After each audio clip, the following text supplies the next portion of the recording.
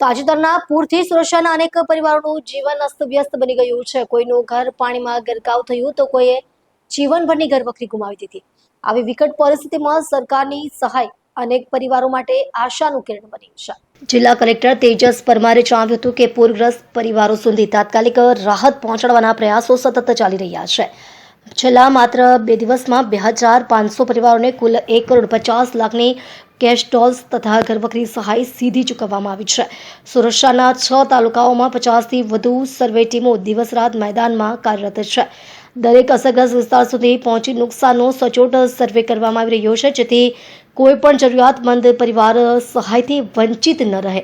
Collector Tejas પરમારે વિશ્વાસ વ્યક્ત કર્યો કે જ્યાં હજુ સર્વે બાકી છે ત્યાં પણ ઝડપથી કામગીરી પૂર્ણ કરીને તમામ પાત્ર પરિવારોને સહાયની ચૂકવણી કરવામાં આવશે. તેમણે લોકોને ધીરજ રાખવાની અપીલ કરતા કહ્યું કે સરકાર દરેક અસરગ્રસ્ત પરિવારની સાથે છે અને રાહતની પ્રક્રિયા સતત ચાલુ રહેશે. પૂરની આ કપરા સમયમાં સહાયના આ પગલાં માત્ર આર્થિક ટેકો પૂરતા નથી, પરંતુ મુશ્કેલીમાં ઘેરાયેલા પરિવારોને નવી આશા અને હિંમત આપવાનો પ્રયાસ પણ છે.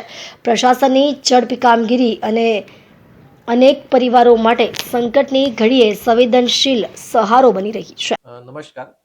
સુરતમાં જે 6 તારીખ અને 7 તારીખ જે ભારે વરસાદ વરસ્યો અને પછી જે પરિસ્થિતિ ઉદ્ભવી, જેમાં ઘણા બધા વિસ્તાર પાણીમાં ગરકાવ થઈ ગયા હતા.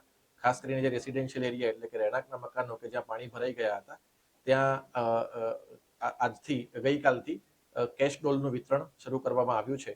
અને કેશ ડોલની સાથે સાથે જ્યાં આ રીતે પાણી ભરાઈ ગયા હતા અને ઘરવખરીને નુકસાન થયું છે, ત્યાં ઘરવખરીની પણ સહાય આપણે શરૂ કરી દીધી છે.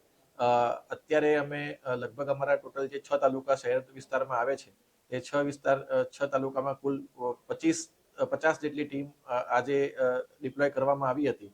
અને આ ટીમ દ્વારા ઘરે ઘરે જઈને સર્વે કરીને તેમને ઘરવખરી અને કેશ ડોલની સહાય ચૂકવવામાં આવી છે. અત્યાર સુધીનો આંકડો જોઈએ તો લગભગ અત્યાર સુધીમાં 2500 જેટલા ફેમિલીને 1.5 કરોડથી પણ વધારેની સહાય કેશની અંદર અત્યારે ચૂકવી દેવામાં આવી છે. હજુ પણ ફિલ્ડમાં ટીમ કાર્યરત છે. જે વિસ્તારમાં હજુ સુધી ટીમ આવી નથી અને જે વિસ્તારમાં નુકસાન થયું છે, તેમણે બિલકુલ ચિંતા કરવાની જરૂર નથી. અમારી આ ટીમનો સર્વે અને જે વિતરણ છે એ આગામી દિવસોમાં પણ ચાલુ જ રહેવાનું છે.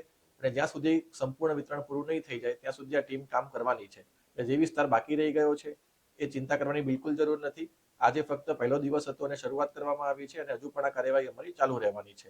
એટલે ફરીથી હું તમામને વિનંતી કરું છું કે અમારી ટીમનું કામ શરૂ થઈ ગયું છે અને ધીરે ધીરે તમામ વિસ્તારો જ્યાં આ પ્રકારનું નુકસાન થયું હતું તેને અમે આવરી લેવાના છીએ. Thank you.